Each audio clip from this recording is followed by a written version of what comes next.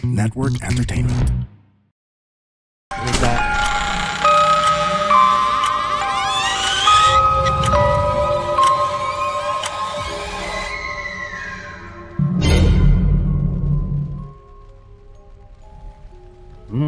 Ayun na nga. Ito na yung pinakain. Sila bakit ano? Bakit? Dalawa pa rin. Nasa na yung guest? Ito na yung pinaka-inaantay nyo, yung sinabi namin nakaraan na magkakaroon kami ng special guest.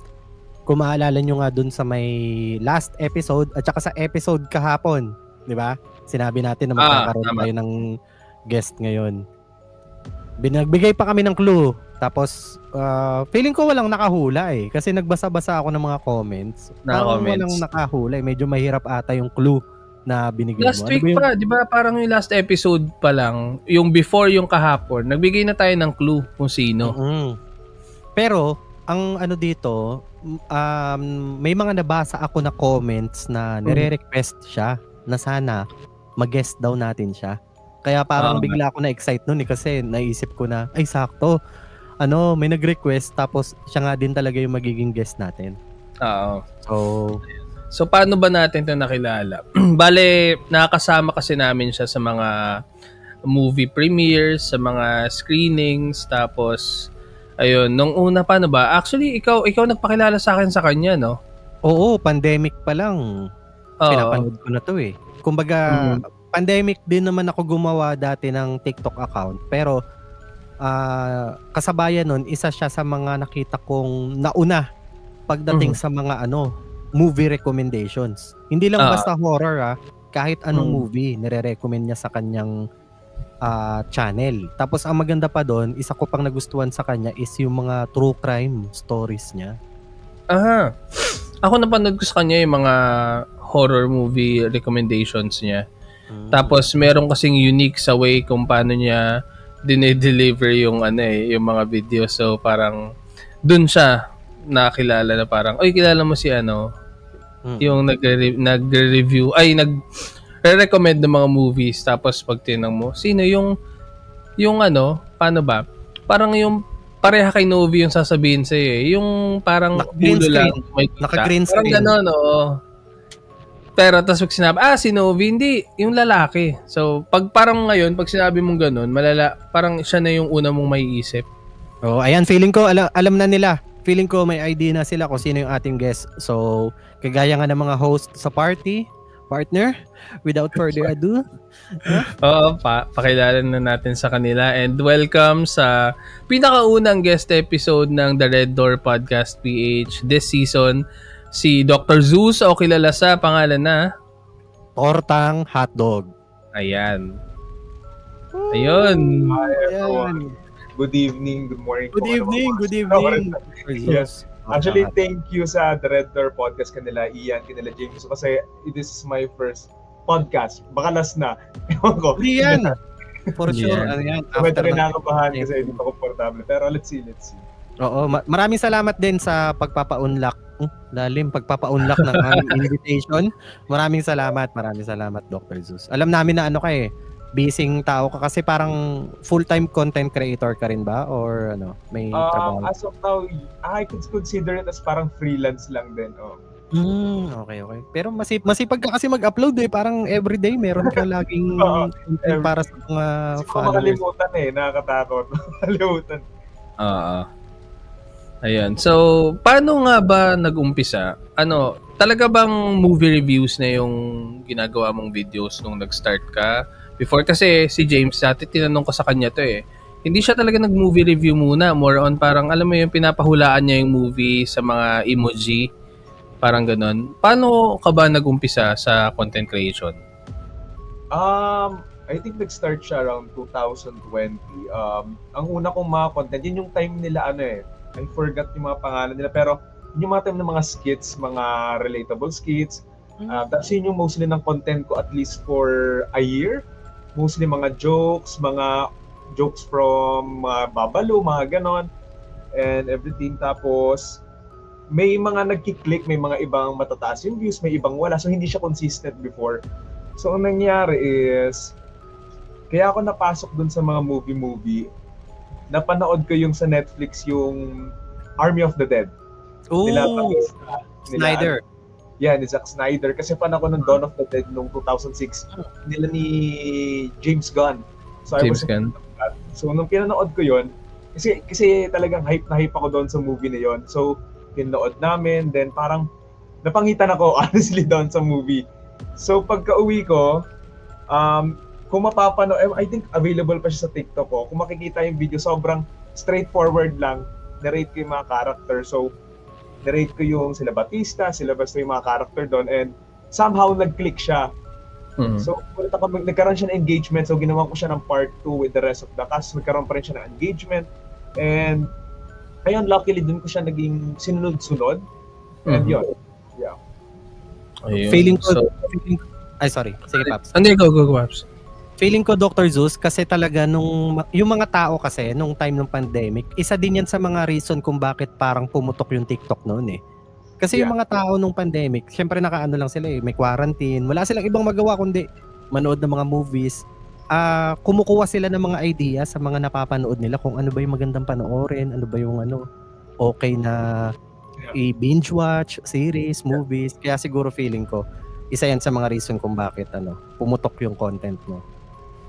Ako naman, nakita ko yung content ni Zeus, mga horror movie recommendation. So parang ako, okay to So nag-follow ko sa kanya, tapos tinitingnan ko, pinapanood ko rin yung mga movies na, kasi parang may mga list type ka din di ba? Yung mga top 5 movies na ganito, ganyan, tapos yan. So yung mga horror. Naalala ko meron yan si Dr. Zeus na content siya na about sa horror movies na kakaiba yung killer. Yeah. Diba? Specific details. Oo. Pinaka-example dyan yung isang horror movie na gulong yung pumapatay. Oh yeah. Ano nga ba I remember that.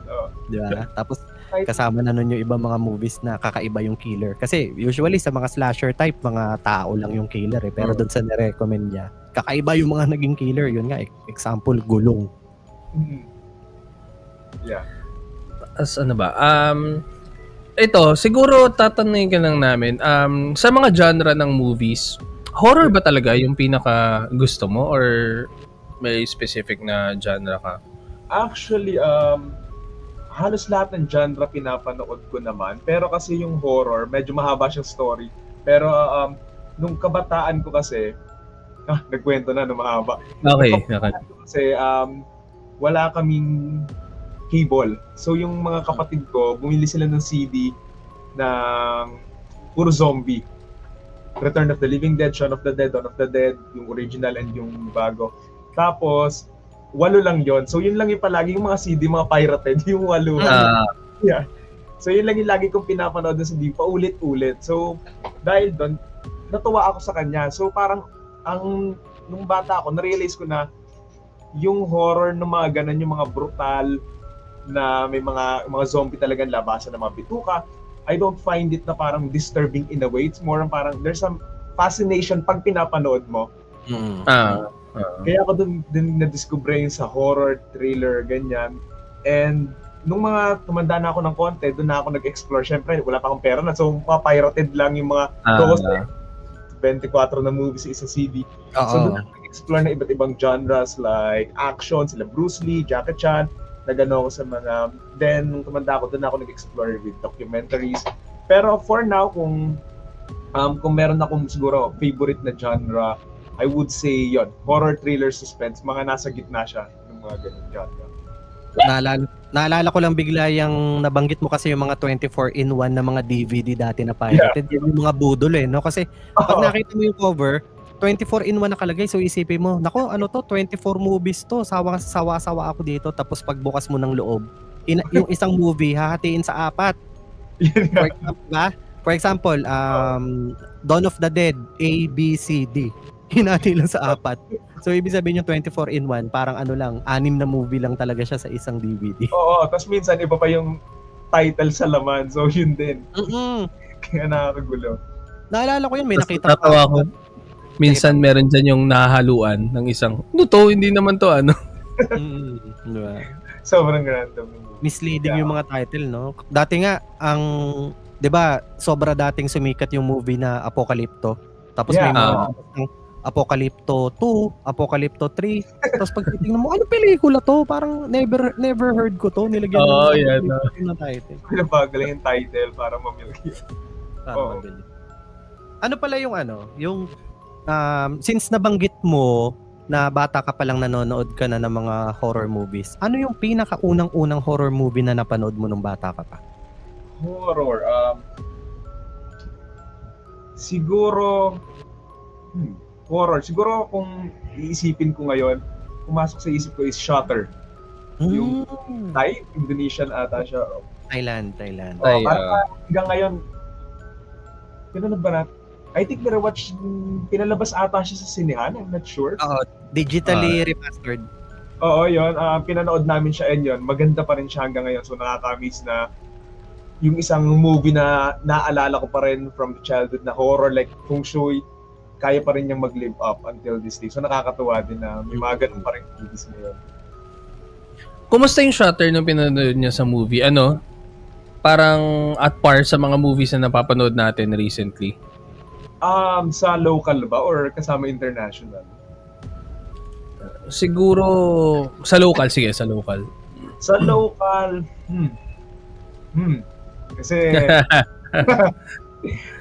it's not that hindi ako masyado nanonood ng local, pero there's this kasi sa mga local films, especially the mainstream one, na maganda yung concept, maganda yung premise, but the execution, I don't know, may ramdam mo lang yung medyo tinipid or medyo pumapasok siya sa lack of creativity.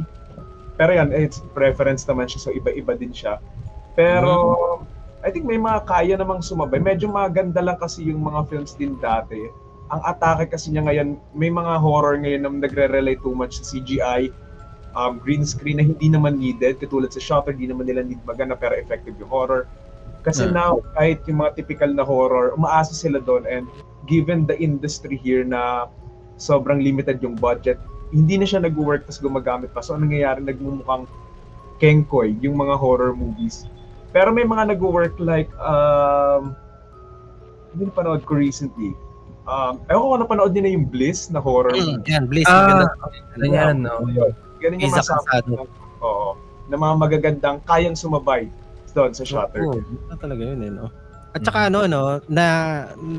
nabanggit mo na rin yung yung effects sa mga Filipino movies. Yeah, dati naman nakakatakot pa rin siya kahit walang CGI. Imagine mo yung Undin dati, 'di ba? Kahit puppet lang yun, 'di ba? Oo. Tigas pa ng movement. Kanila Manilyn Reynes yun kasi Undin. Pinasa kubeta. Oo, yan. Nga pala, okay lang ba? Hindi ko alam kung okay lang i-share. Pwede ko naman to i-cut. Pero kung hindi kayo familiar, si Dr. Zuso, si Tortang Talong, nag-aral yan ng film. So, okay lang ba na i-share yan? No. So, yan. Tawag doon? Ano yung nag-push sa'yo para aralin to? Ano ba? May plans ka ba na gumawa ng sarili mong movie eventually in the future? Nag-start kasi yung pag-aaral ko, I think same time na nag-TikTok ako. So, nangyari siya, siguro papasok na rin dyan yung, since bata ako, I would say na talagang mahilig na akong manood ng mga movies like, medyo segue, like nung bata ako, like yung sa mga DVDs, babalikan ko lang yung sa mga DVDs. Pipili na ako ng 6 na DVDs at the night before kasi ikukwenta ko like 2 hours. Paano ko siya masisiksik yung ilang movies sa isang araw na makakapanood ako. So talagang fascinated na ako sa mga movies before mapaano mang genre, and pinapanood ko talaga siya. And so nung tumanda ako, I didn't see it as posibleng mapagkakitaan kasi I think sinuggest ko din siya sa parents ko that time na magpag-aralan, pero yun nga, you know naman the industry here, parang swertihan lang, minsan may mga nepo pa, tapos may mga may yung mismo mga studios, may mga preferred talaga silang mga style or whatsoever, so mahirap talaga mag-succeed. And so nung nag-pandemic, doon ako nag-decide na mag-aral ulit, not because to earn money na, but more on to do something na feeling ko passionate naman din ako. And luckily, nung nag-aral naman ako, I think nag-click pa din naman siya. And yun nga, given yung tanong mo rin Ian about kung gusto kong gumawa, sana, kasi yung sa thesis namin, I'm proud with my thesis mates and the whole team na nakabuo kami ng film, and sana sa future makagawa ako ng mga ganon. Pero yun nga, mahirap kasi siya kung walang budget and connection din, so hopefully magkaroon. Meron ka ba ngayon something in your mind na pwedeng i-share sa amin? Like, maiksing plot lang ng kung gusto mong gumawa, if ever man nagagawa ka or magpo-produce ka ng isang local horror film, meron ka bang idea na pwedeng i-share sa amin? Okay. Yung plot lang. Okay. Meron ako iniisip nito recently, medyo based siya sa experience, pero I'm thinking of it as a series. Kaso kasi, pag nag-iisip kasi ako ng concept for a story, since sobrang dami kong napapanood, minsan may unconsciously kong nagagaya yung ibang mga movies. Mm-hmm. So, I wouldn't say ginaya namin, pero doon sa may thesis namin, ang isa sa mga inspiration ko doon is Blair Witch, what else? Hereditary. Okay. Pero yung naisip ko, itong recent thing naisip ko, ang parang inspiration ko sa kanya is yung series sa Netflix na Karma. I'm not sure kung about that. Karma. Hindi ako familiar. Ano to? Asian din or? Oo, Korean siya. Siya yung parang iba-iba silang tao, tapos 6 episodes siya. In that 6 episode, iba-ibang perspective, pero nagko-connect na yung mga story nila. Parang ganon. So, yung ideyang nasa isip ko for now is, para to make it short, may isang magnanakaw, pumasok siya sa isang bahay, tapos napatay siya nung taong nandun. Tapos yung taong nandun, niligpit niya yung body, tinago niya kasi ayaw niyang makulong, nadala lang siya ng damdamin. Then sa ending siguro ng episode 1, dumating yung mga police. So lumalabas doon na hindi pa pala tapos yung pag-ano niya. Then episode 2, it's more on different perspective. Like perspective nung taong nakapatay doon sa magnanakaw na meron pala siyang pent-up rage kung bakit nga niya napatay yon. And sa third episode, doon naman papasok yung parang something like the police, kung ano yung connection nila doon. So ang iniisip ko lang kasi sa kanya, medyo kuhang-kuha lang siya doon sa series na Karma, na mahirap na mag-copyright, pero ayun. So parang some ideas lang din.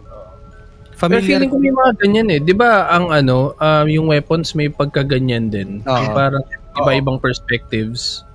So parang feeling ko gamit naman Yung vantage point, napanood mo na ba yung vantage point? 'Di ba ganun din yung style niya? Parang perspective ng police, perspective ng sniper, iba-iba yung Pero parang parang pag naisip mo, parang maganda nga sana mag-materialize in the future, tapos panood.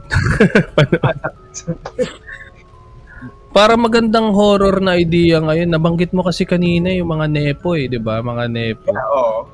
Uso ngayon, may bagong horror na lumalabas ngayon eh. Ano? Yung mga ghost, 'di ba? Mga nepo connected sa mga ang opinion ko diyan, maganda diyan, disaster movie. Survival. Na ang mangyayari dahil dun sa ginawa nila, sila yung magiging pinaka this time sila na yung maapektuhan. Tapos survival nila, paano sila makakaligtas. Oo nga. Sakali, kunwari may so parang sila yung mga final parang final girl yung dating, tapos sila. Tapos walang matitira. Tapos malalaman nila nakagawa ng paraan yung mga ibang Pinoy, ay ibang characters doon sa film na naka-survive sila. Oo. Maganda. Yung naman pala, yung about naman sa mga content mo about sa true crime. Mahilig ka rin ba sa mga true crime stories? Honestly, oo. Kasi minsan, pag may mga tami connotation, mahilig ka sa true crime, it's kind of weird na parang ba't ka mahilig sa bagay. Pero parang, alam mo yan, there's some sense of, di siya fascination na ina-idolize mo yung but it's the process of understanding bakit to nangyari. It's more on a prevention, like, parang siya sa Mindhunter in a way na parang yes. You're like thinking na bakit ba to nangyari? It's trying to make sense lang doon, like understanding it, pero syempre mali pa rin naman sila at the end of the day. Pero yun nga, I'm a fan of true crime talaga ever since before na nagbasa ko si Dahmer. Talagang nagbabasa ako sa Wikipedia, lahat ng mga articles, or nanonood ako ng mga documentaries. Tapos pagmula kay Dahmer, napunta ka nila Ed Gein, napunta ka nila kanila Richard Ramirez, kanila Charles Manson and everything. So, ayun, there's some sense of fascination lang din talaga, and nakakatuwa lang din siyang, i-research yung mga nangyari, mga ganon. Speaking of, may upcoming na series ba or movie si Ed Gein? Oo. So ibig sabihin bumuo sila ng Monsterverse sa Netflix, mga series ng mga series ng serial. Series ng serial. Parang gano'n nga. Oo. Ano yung true crime story na para sa'yo talaga parang alam mo yung na-hook ka dun sa story, na talagang nag-search ka ng maigi, tapos sobrang, hindi ko naman sinasabing pero ayun nga, sobrang na-fascinated ka dun sa story. Siguro yung nasundan ko in a way, kasi recently napanood ko yung Mindhunter. Medyo pinalikan ko yung case nung kanila Charles Manson with Tate Bianca murder something. Kasi there's something interesting lang din dun sa way ng pagkakahuli sa kanila. Parang ganon. Yun nga, parang if you're not familiar with it, yun nga, parang silang kulto na may pinatay nga silang mga celebrity sa isang mga private na lugar, ganon. And natapos yung kaso na yun na parang walang idea yung mga police. Kumbaga talagang lusot na sila. So ang nangyari, kaya sila nahuli at the end of the day, kasi yung isa sa kanila nakulong for a minor something. Tapos nagkwento siya doon sa cellmate niya na parang, ay pinatay namin yan, ay ganito ganyan eh. So ang nangyari, sinumbong siya para mabawasan yung sentensya niya. So doon sila nabuko. So doon na nag-fall na, ay hindi, sila pala talaga to, yung mga kultong to. Kaya doon, and give props to them din kasi umamin din sila na hindi naman sila nag-ano.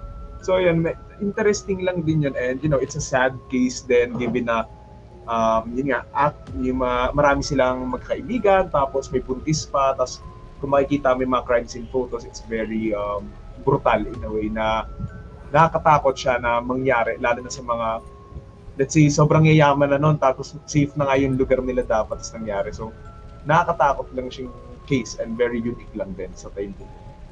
Grabe, no? Talagang there's no perfect crime, no? Yeah. Dahil lang sa tukling ganun, nahuli pa sila. Sa local, pero si Charles Manson tong yung nang be-brainwash, parang ganun ba? Yeah. Be-brainwash niya yung mga cult members niya. And actually, yun din yung interesting kay Charles Manson. It's interesting naman. Yun din yung kay Charles Manson na sinabi din sa Mindhunter na at the end of the day, yung case kasi na yun, wala naman talaga siyang literal na pinatay doon.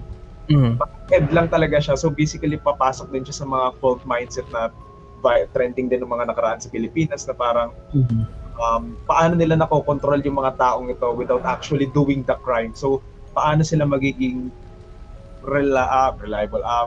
liable doon sa nangyari kung hindi naman talaga sila yung sumaksak or something.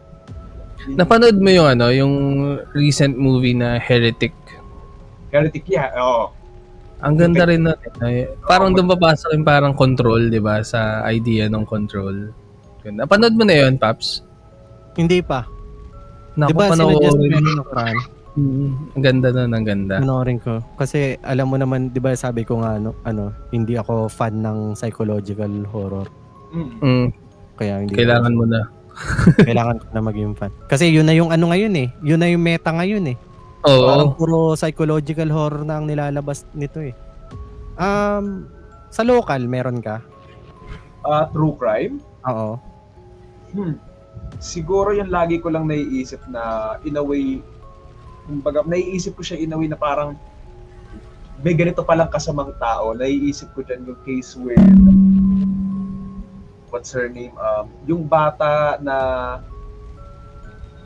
yung binenta ata siya doon sa Foreigner. Alam ko na, Peter Scully. Yun, oo, yung basta yung ginawa sa kanya, minolest siya and everything, tapos na matay siya, tapos nilibing siya doon sa parang salad, di ba? Yung parang sinemento lang siya. Wait Di ba? Hindi pala, sorry. Yung pangalan niya eh. Basta akala ko ang tinutukoy mo yung yung Destruction of Daisy. Yung Ayun, yes, exactly yan. Oo. Ito na ba yun? Oo, alam ko kasi ina na siya eh. Nung namatay siya, nilagay siya doon sa parang kino-construction ata yung bahay doon. So, ginawa, sinemento siya doon sa floor. Tapos masangsang yung amoy kasi nagre-rick pa rin yun kahit semento. Doon din nalaman kasi parang may nagsumbong ata or may nagganap, I'm not sure. So yun, Australian yan, di ba si Peter Scully? Oo, tama. Peter Scully. Documentary din siya. Grabe. Hindi ko alam yun. Pati napanood mo ba yung video niyan? Kumalat dati sa Yung Destruction of Daisy? Oo. Dito ba yun? Oo, dito yun. Sa Philippines, yeah, oo. Hindi ko napapanood Mga Pinay pa yung mga kasabwat niya dyan. So, teka lang, ito si Daisy, ano to, bata? Yung bata.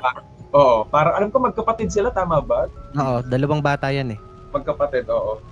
Kasi isa doon si Daisy, siya yung talagang sobrang grabe nung na-experience na not to be very, very, very specific, pero alam ko may pinasok sa ano niya eh. Kasi yun yung naging cause of parang nagkaroon siya internal bleeding or something since bata pa nga siya and everything.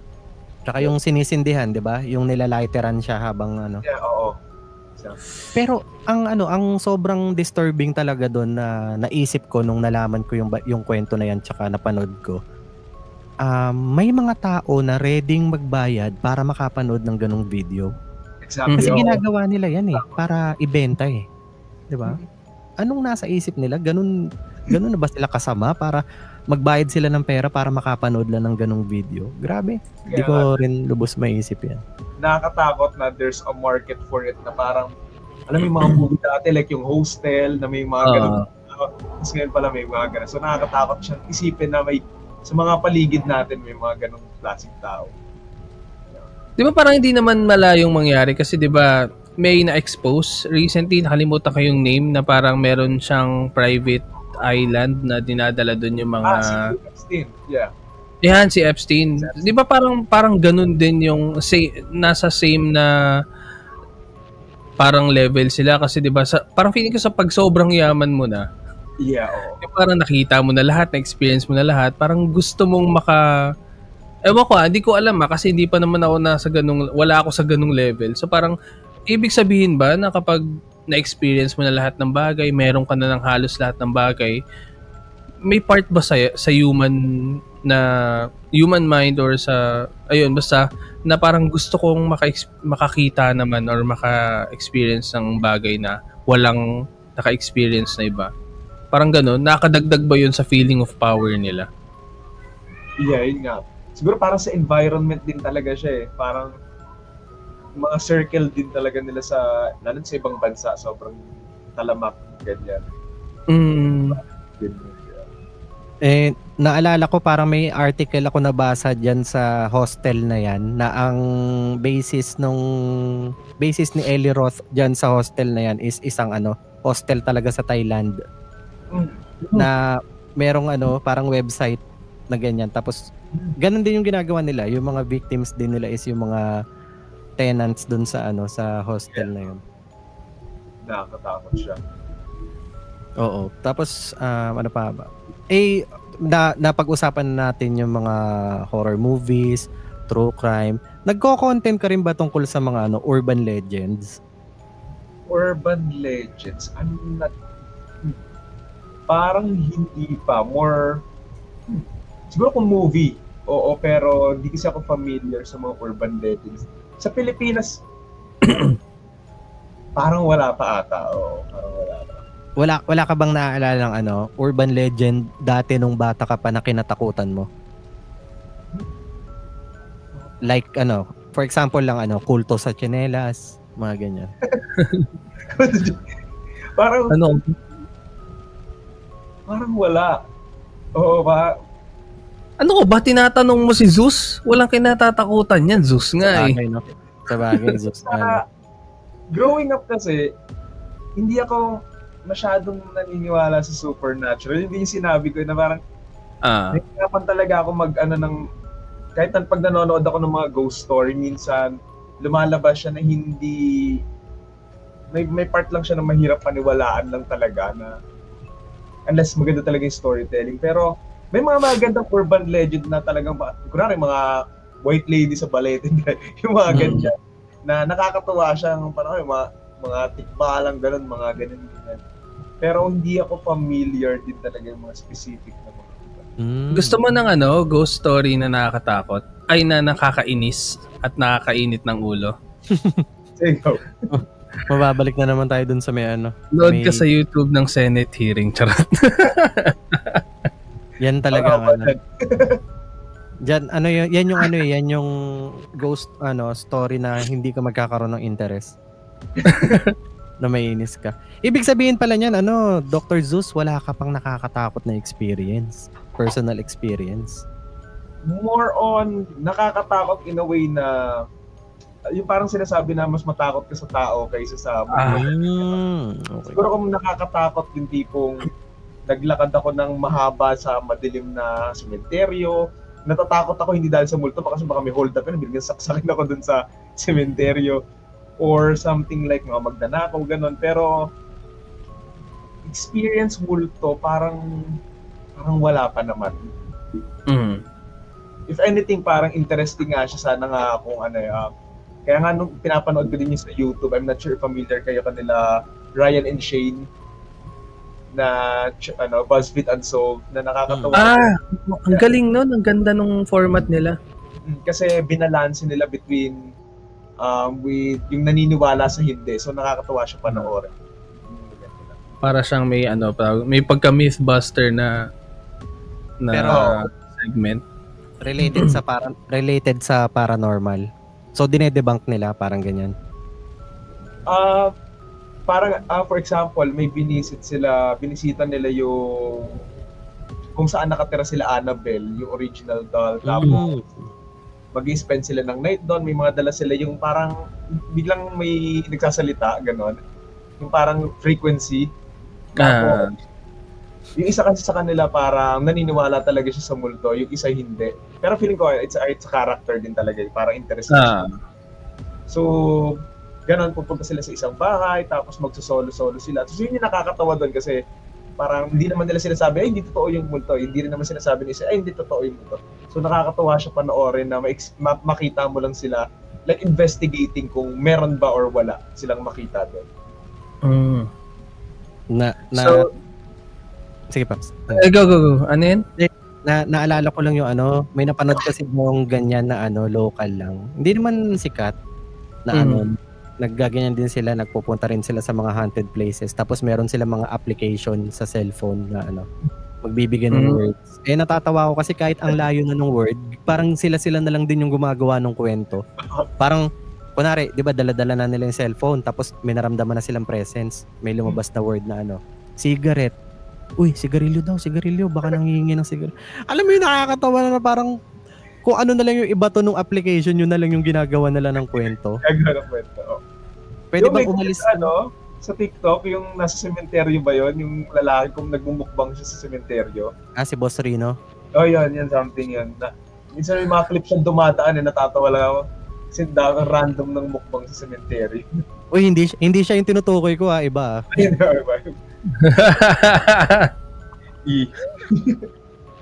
Pero di ba ang daming ganyan na parang horror siya. Tapos parang pag pinanood mo comedy, yung alam mo yun, yung nambubugbog ng multo. Saan yan? Hindi ko alam basta nakakatawa. Sa Indonesia yan, sa Indonesia. Masyado na kasi sigurong Oo, parang may nakita na. Parang naisip nila na masyado ng meta yung ghost hunting, tapos natatakot, eto baliktarin natin. Yung tinatadyakan nila yung mga multo. Oo. Pero dito, nga pala, napanood mo na yung Conjuring na Last Rites? Oo, nitong, I think sa may di ba? Mega Mall. Di ba, andun ka rin, di ba? Nung IMAX. Kumusta? Nagustuhan mo naman? Anong araw na ba ngayon? Okay. Pwede na. Tsaka sa ano pa yung post nito sa Saturday? Oo. Actually, may review ako dyan today. Ang comment ko naman din is, may nagtanong din kasi sa akin, ano daw feeling ko sa Conjuring Last Rites. Ang akin, siguro maganda siya in terms of ending for the Warren story, kwento nila. Pero as a horror movie, without relying doon sa previous films, medyo it's a weak story kasi parang hindi nila masyadong nagamit dun sa Smurl family na kasi nung case nila, nung ginawan ko ng video, parang meron pa silang mahuhugot doon. Parang ginawa nila sila Conjuring na balanse doon sa pamilya, pati kanila Warrens. Kasi ngayon, mostly, nag-focus sila kanila Warrens na okay lang din, pero as a horror movie sana nagamit pa nila sila Smurl. Kasi sila yung mga on-hand na naka-experience doon. Pero siguro in terms of writing, baka humaba or yung focus lang talaga. Doon sila nahirapan. So, most of the time, baka pag tumiting ka sa movie as a whole mo, syempre, dapat naman nata. Pero, hindi, sa scare factor para sa'yo, ano siya, mas nakakatakot ba siya kumpara dun sa mga ibang nauna or ano? Itong Last Rites? Itong last, yung sa The Devil Made Me Do It, medyo, medyo, hindi ko na maalala kung ano yung naramdaman ko dun sa movie na yun. Pero naalala ko yung Insidious, yung dinirect ni Patrick Wilson na The Red Door. The Red Door. Ito yun. The Red Door. Ito yun. The Red Door. Ito yun. So, ang issue ko lang doon is lumabas lang siguro yung pagiging first-time director ni Patrick Wilson in terms of cinematography, look-wise, and build-up. So, pero, ayun, doon ko siya na-compare kasi kung kukompare ko siya doon, eto maganda to yung Last Rites. Maganda naman yung story niya, malinis, nakulangan lang din ako. Sa previous Conjuring kasi hindi ko na rin maalala yung iba eh. Parang yung last na. More on memories na lang, yung hinahatak sa hagdan, yung may punong malaki, yun na lang inaalala ko. Pero yung buong story medyo cloudy na yung Di bale may binibenta pa naman na na 24-in-1, The Conjuring. The Conjuring Naka 4-8 diba? Pwede mo siyang ma-refresh lahat ng mahirap na i-backward. Hindi problema. May Conjuring 5 to 8 na doon. Oo. Ano bang tawag dyan? Baka magkaroon na rin ng kasi 'di ba common yung mga nagko-crossover, baka meron ng The Conjuring versus Insidious, mga ganun. So na nga. Actually, binajoke ko yan sa partner ko kasi kasama ko siyang nanood. Tapos, ang sabi ko, nakakatawang isipin kung dito sa medyo maingay. Doon kung sa final film, etong sa The Last Rites, biglang magpapakita sina Balak, sila Annabelle, para sila magkakaroon ng mga Avengers moment, yung akala ko magkakaroon ng ganun. So medyo, hindi naman pala, pero okay lang din. Ay, ang ganda no, kung sakali, no? Parang yung mag-asawang Warren, dalawa na lang sila nakatayo, tapos biglang lalabas lahat ng all out yung mga kumbaga, hindi namin kaya tong mag-asawa, isamon lahat ng nandun sa museum. Good idea yun, museum. Ito, pero isang scene doon sige, ano yan? Hindi, sige, yan muna. Hindi, natawa ako doon sa, may isang scene na nagustuhan. Hindi, ang nagustuhan ko naman dito, may mga jump scare na na na-appreciate ko kasi 'di ba may mga jump scares na cheap and cheap. Then may mga jump scares na nadali ako or minsan kasi iniisip ko nadala ako ng katabi ko. Or kung sino man. Minsan kasi may ganun na parang nagugulat ka din sa kanya pero ako nagustuhan ko yung tension building ng mga scenes na yon. Hindi ko alam kung sino ba yung nag-ano nun. Sino nag-direct nito ngayon? Michael Chavez. Same director ng The Devil Made Me Do It. Ng The Conjuring 3. Parang feeling ko at least ngayon medyo may improvement siya kumpara doon. Niratrat siya ng bash doon sa part 3 na ginawa niya . Aayusin niya talaga tong pang-apat. Eto, Dr. Zeus, pwedeng hindi mo sagutin. Okay, go. Ano sa tingin mo yung mag-asawang Warrens? Fraud or legit? Fraud or legit? Ako kasi, yun nga, given di ako naniniwala sa supernatural, baka hindi na, personally, hindi naman siguro, baka it's more on Kasi parang kung titignan mo, medyo judgmental no? Kung titignan mo kasi interviews nila and all, parang borderline, alam mo yung pinakrimpy lang na Ed Kaluwag, parang ganon. Kaso kasi wala naman din ako doon, pwede naman nilang gawin yung argument, wala ako doon, wala ako sa Smurl family. Hindi ko nakita kung lumutang ba talaga, kung binato ba yung aso or something din sa story. Pero, ayun, ako personally, feeling ko hindi. Baka it's more on, ano ba tawag sa gano'n? Nakalimutan ko yung term. Pero yun, baka ano lang siya, siguro parang may mga nakikita, may nararamdaman, pero siguro yung mga lumulutang, I don't believe it lang din. Ano? Totoo ba na nag-helicopter yung salamin? Mga gano'n. Spoiler alert. Yun nga, din yung salamin. Pero yun nga, habang nanonood kami, katabi ko siya nun, sabi ko, lagi kaming may inside joke na parang, nangyari ba talaga yan? Pero may nabasa pala ako na may magandang detail pala doon. Kasi ano pala, yung base pala doon sa kwento ng Smurl family, ito, counting spoiler lang sa mga nanonood, ano pala siya, may encounter pala siya sa Succubus. Saan? Sa mga bata? Hindi, yung lalaki, yung pinakatatay. May encounter siya sa Succubus. Kaya yung eksena doon na umano siya, tapos may nakapatong. Oo. Yun. Missed Nabasa opportunity. Charot. Ewan ko ba't din nila binigyan ng diin yun. Baka sabi nila, wag na dyan, focus tayo dito sa pagdadalaga ni Judy. Actually, saka wag yan. R16 na tayo, baka mag-R18 bigla. Yun nga din. Ano yun, Dr. Zeus? Actually, nung nabasa ko nga sa Smurl family, is yun sa weird part ng story nila. Yung sinabi nga ng tatay na in-assault daw siya. So, inisip ko, anong assault? So, yung lumalabas pala na merong, lack of a better word, na sinexual assault daw siya ng multo. So, syempre ako, hindi na ako naniniwala sa multo. Parang, paano nangyari yun? How would that be possible na isang multo ganon? Parang, bakit yun pa yung gagawin? Parang, it's kind of weird, pero nagulat ako na ginawa nila sa film, pero yun nga, hindi nga nila sobrang pinakita with detail. Parang mukha lang, reaction, ganon. Feeling ko sa rating talaga yan. Yun ang ganda.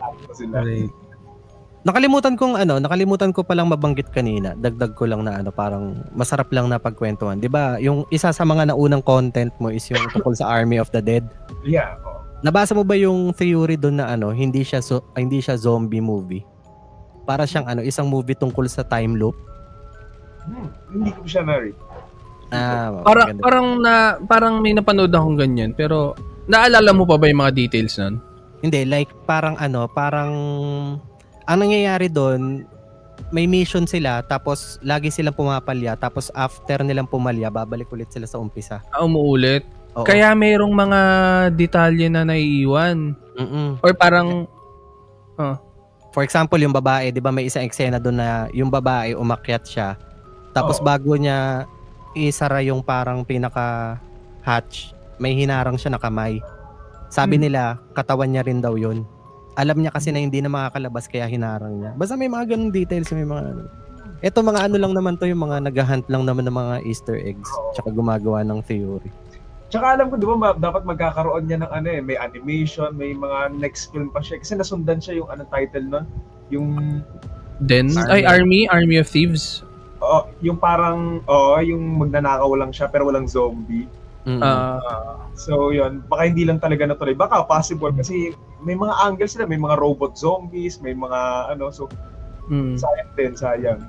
Hindi ko alam kung ano problema nila kay Snyder parang magtitis sila ng maraming project ni Snyder tapos di naman itutuloy.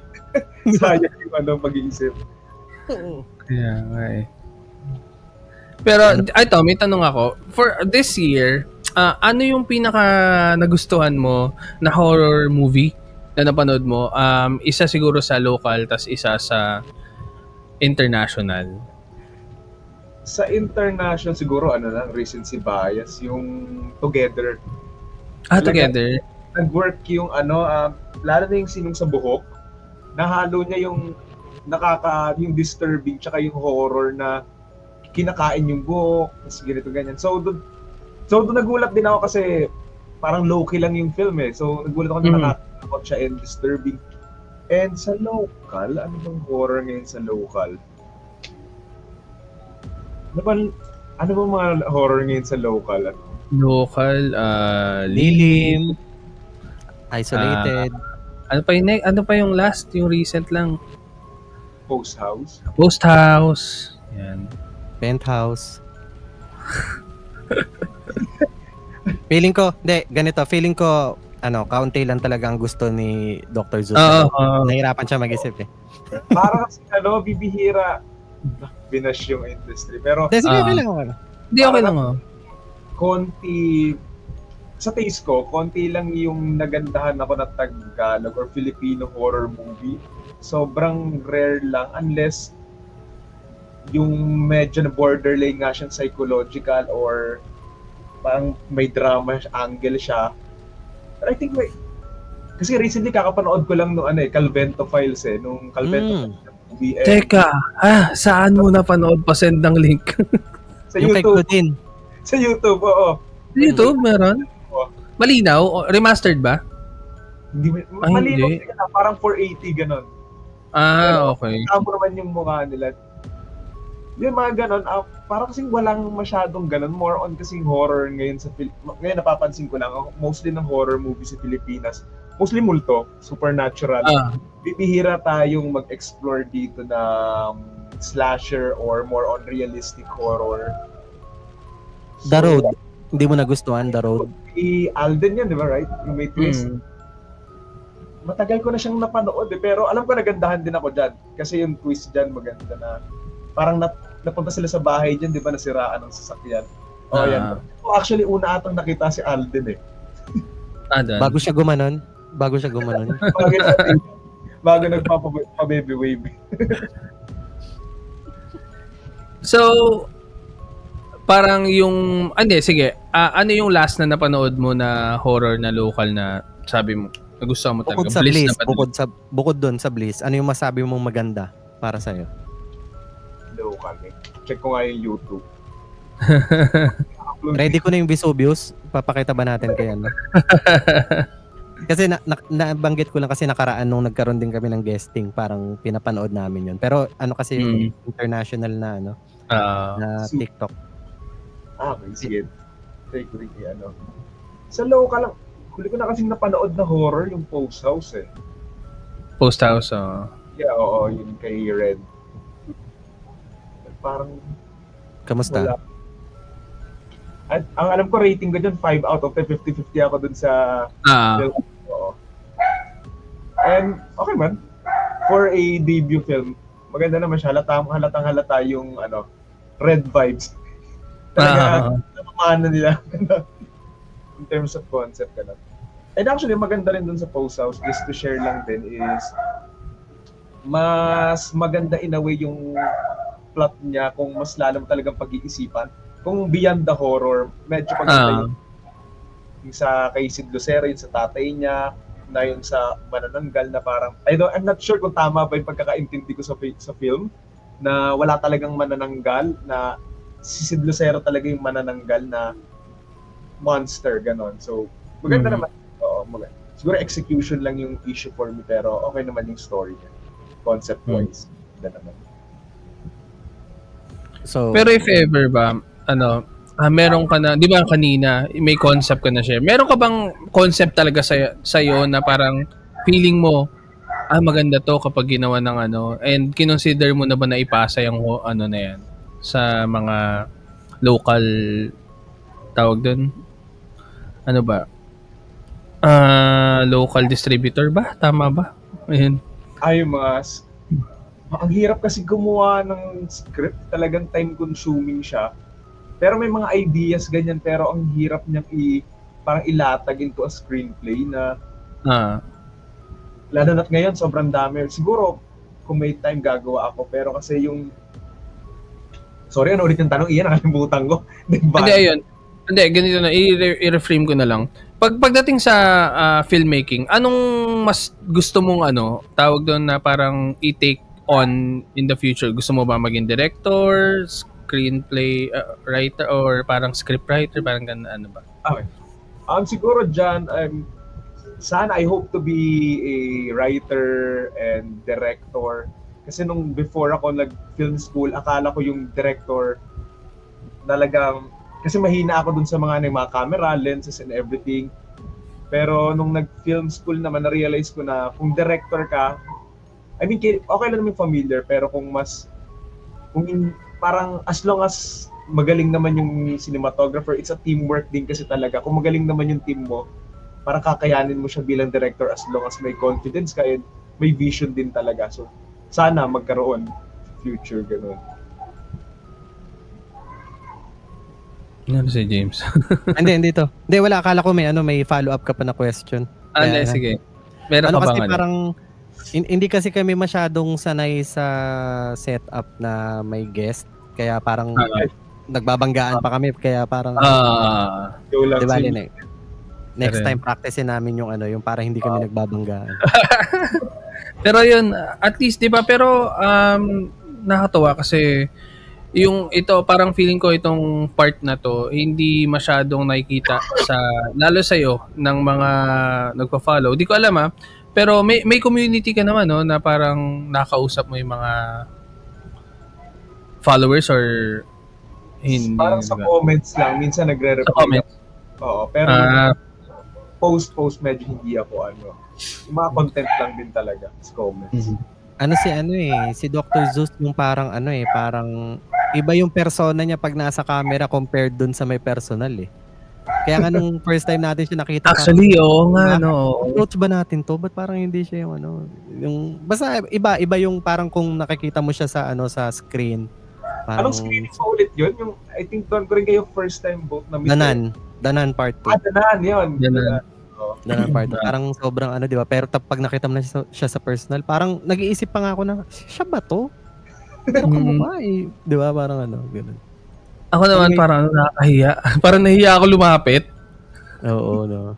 Kasi pag pinanood mo sa video, parang, sobrang kalug, sobrang Pero kapag nakita mo sa personal, tahimik kasi sa personal pag nakita mo. So parang ikaw mahihiya ka na, siyempre alam mo personal space. Parang, ano ba? Napitan natin.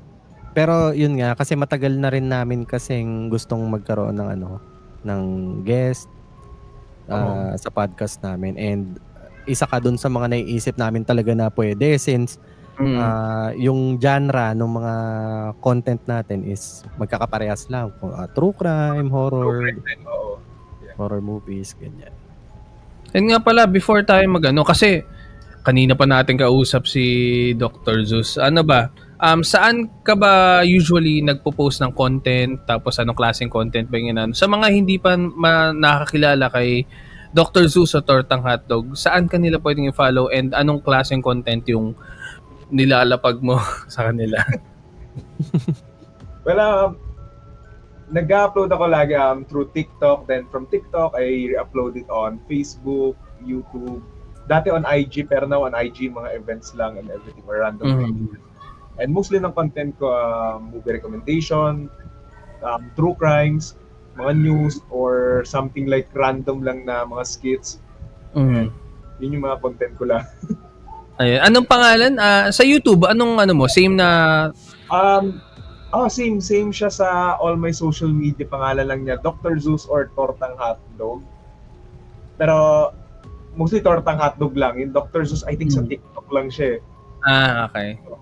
Teka, yun pala, bago tayo matapos, ito yung sabi ko, kailangan kong matanong Bakit Tortang Hotdog? Anong meron sa Tortang Hotdog? Paano nabuo yun? Pangalan Well, nung time kasi diba dati sa TikTok, nang parang pag gumawa ka ng account, yung mga sikat, parang isipin mo, kailangan yung pangalan unique, parang kurang sa ibang bansa, sila Jacksepticeye, Flyer, Spotify.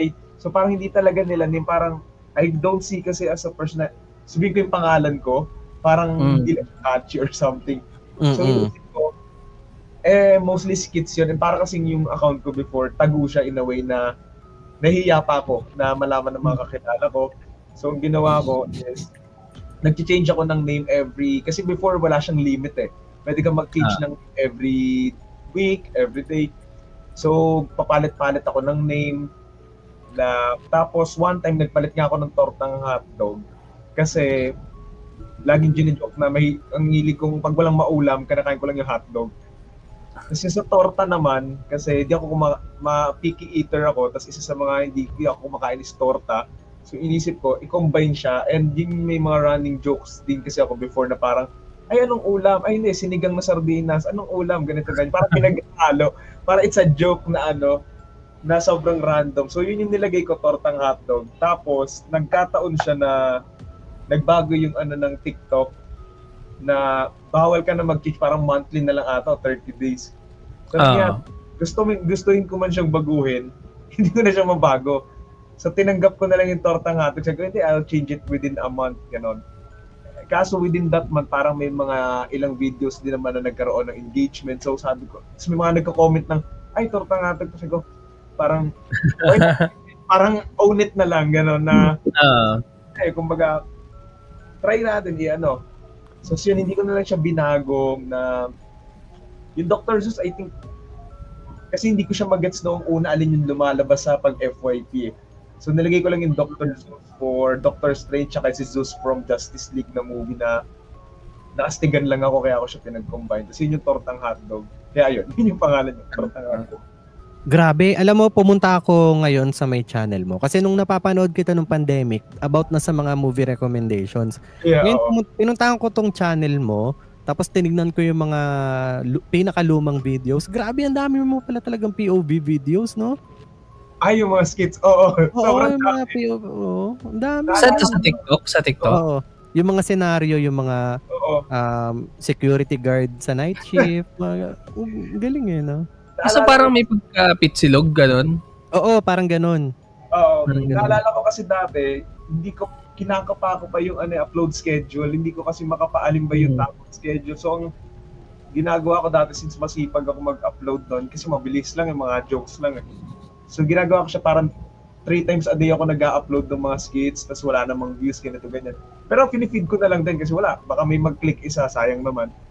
So, kaya siya, dami niya. So, I think, just to share lang din, nag-try na ako mag-movie content around that time. Kaso siya nakakatawa siya kasi alam niyo yung mga post na parang sasabihin mo na mag-comment kayo ng mga movies, magre-recommend ako, parang ganun yung ginagawa ko. Tapos, I think meron na akong 100k followers ata doon. Tapos sa 100k followers na yun, yung post na yun, walang nag-comment ni isa. So, ang ginawa ko, binura ko na lang, sabi ko, baka hindi talaga yung movie, baka hindi siya mag-work. So, medyo na-discourage ako around that time. Sabi ko, hindi, sige, burahin ko na lang kasi baka ayaw naman talaga. Baka there's no audience for movie nga sa TikTok. So, ayan, luckily, nung naman, nag-try ulit, meron. So, yun lang din. Yung mga yung mga style na ang inahanap mo mga comments diyan, yung mga kuya, zombie film naman. Kuya, mga naman, mga thriller, di ba? Tapos re-reply yung mga comments, oo.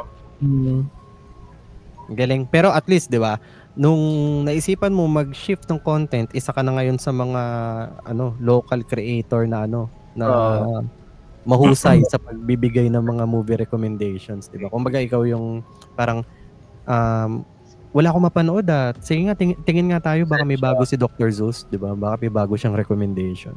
Swerte lang din.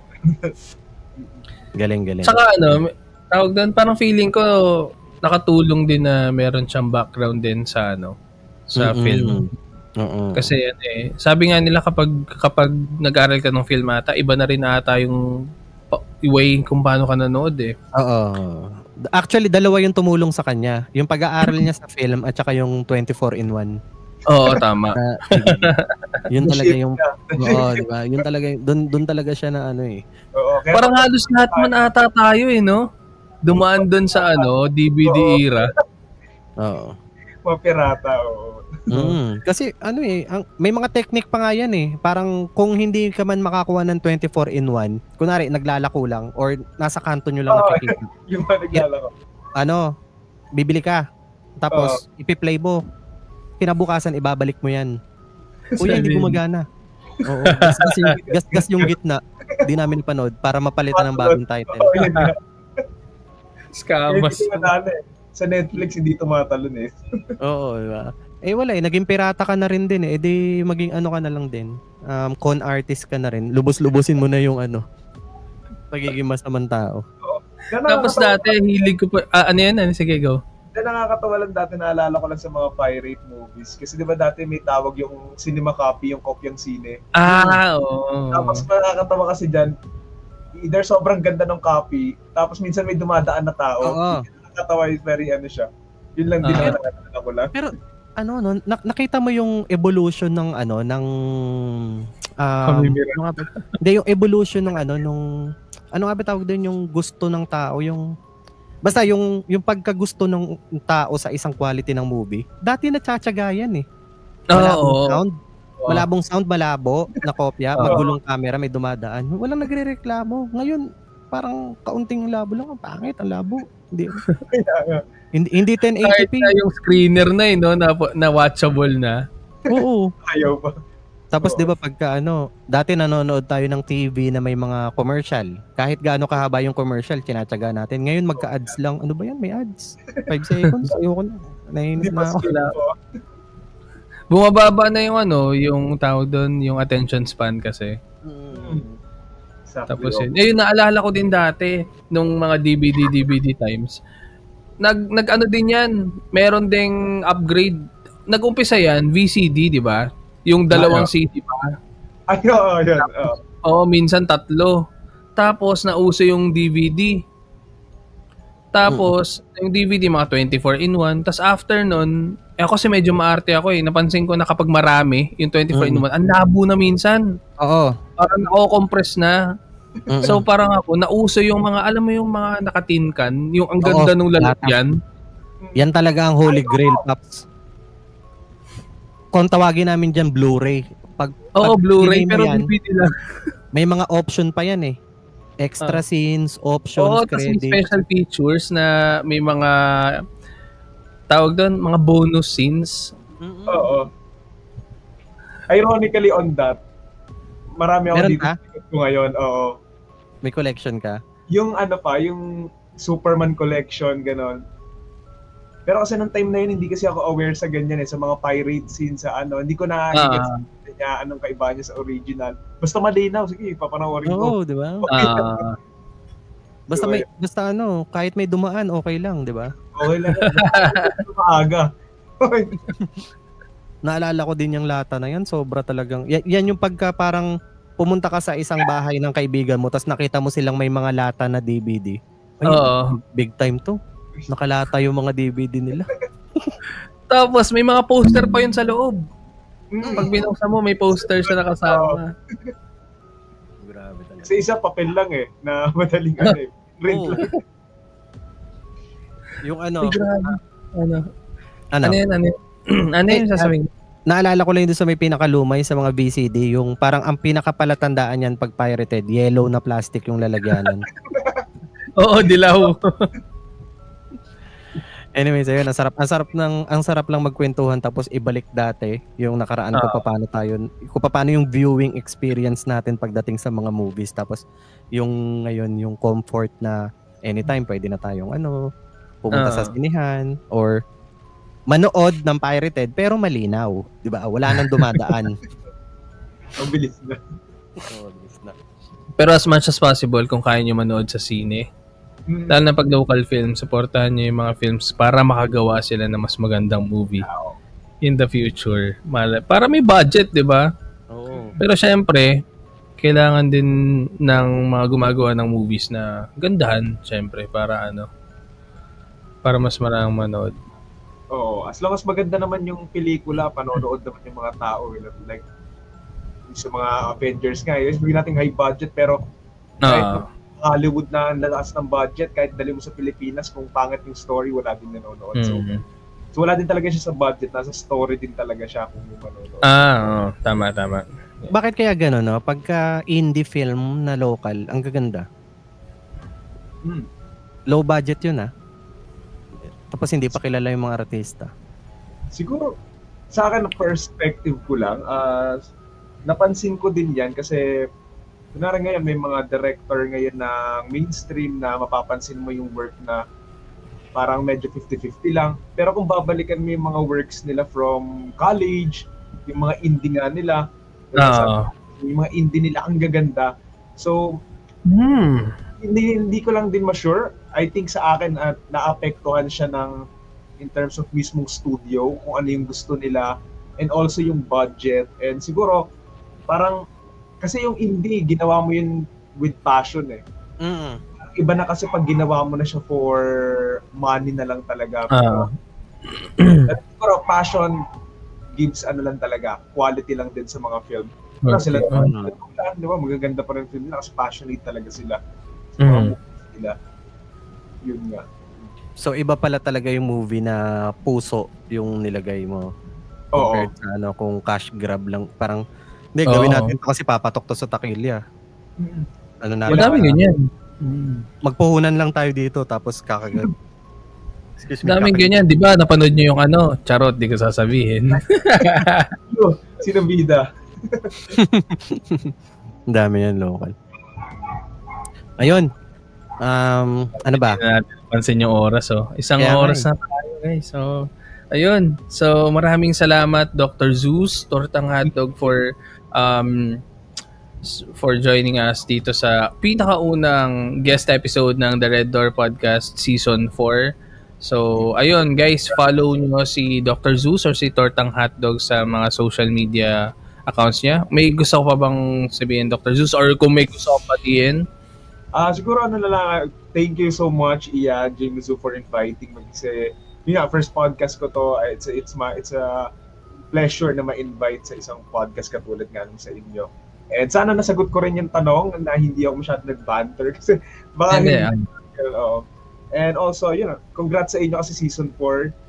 Yun. Maraming salamat, Dr. More power and mapanood ko rin yung mga next. Saan pala tayo upload, story?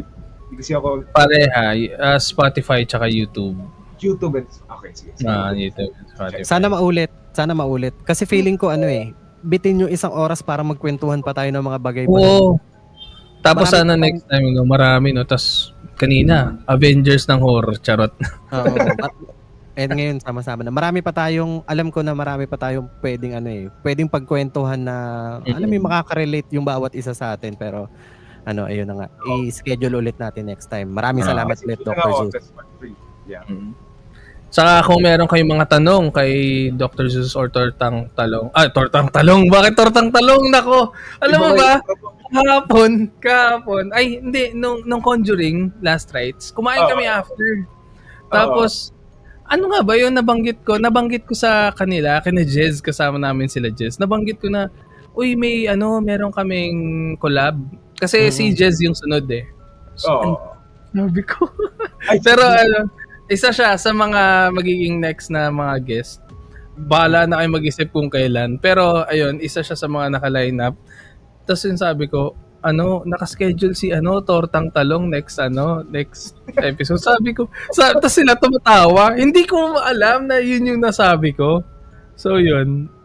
pero ang ganda nung maganda nga, tama nga yung idea mo, Zeus, na gumawa ng isang unique name na maaalala. Kasi, di ba kung isipin, hindi naman tinutorta yung hotdog, talong naman yun kaya madaling Tortang Hotdog, Dr. Zeus. Yeah. Meron siyang Jimuzo, paano ba tamang term? Ano bang Jimuzo ba tama ba? Jimuzo.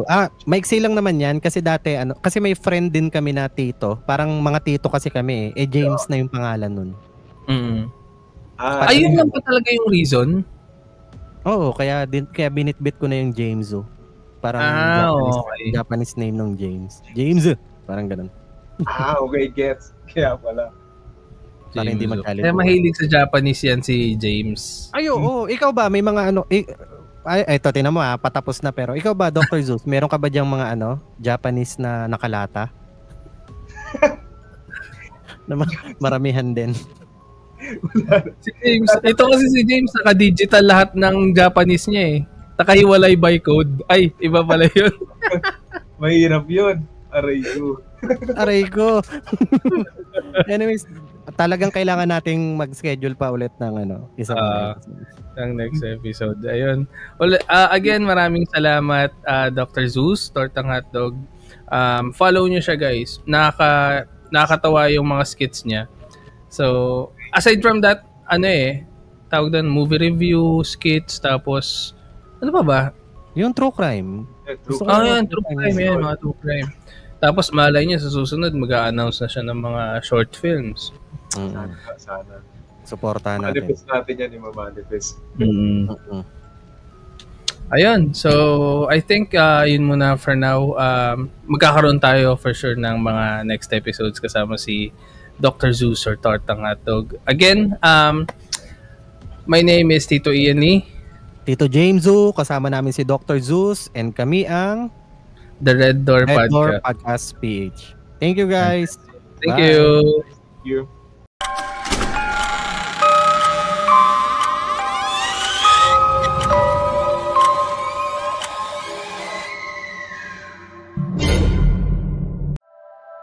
The opinions of podcast creators, hosts, and guests are not necessarily reflective of the official stance of the Pod Network Entertainment, its hosts, or other network programs. The content created by the people behind the podcast is personal and not meant to harm any religion, ethnicity, group, organization, company, or individual.